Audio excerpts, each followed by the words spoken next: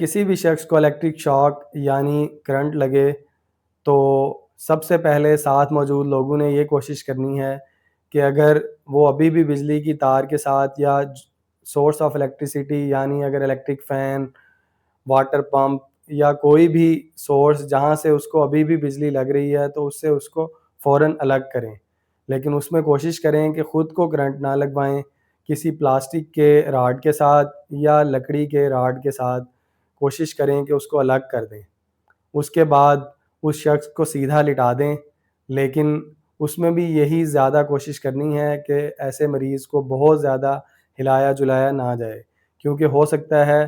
کہ کرنٹ لگنے کی وجہ سے یا کرنٹ لگنے کے بعد اونچائی سے گرنے کی وجہ سے اس کی گردن یا موہروں کے اندر چوٹ آئی ہو اور ہمارے زیادہ ہلانے سے اس کی یہ چوٹ بہت زیادہ بڑھ جائے، جو کہ آگے اس کے لیے نقصان کا باعث بنے۔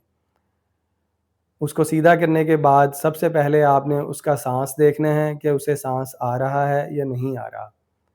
اگر سانس میں کوئی مسئلہ ہے تو آپ نے اس کے منہ کے اندر دیکھنا ہے کہ کوئی چیز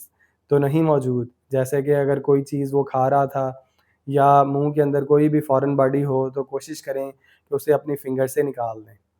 اس کے بعد آپ نے اس کی نبض کو دیکھنا ہے، اگر تو نبض چل رہی ہے تو ٹھیک ہے، لیکن اگر سانس بھی نہیں آ رہا اور نبض بھی آپ محسوس کرتے ہیں کہ نہیں چل رہی تو آپ نے فوراً اس کا سی پی آر شروع کرنا ہے۔ یہ سی پی آر شروع کرنے سے پہلے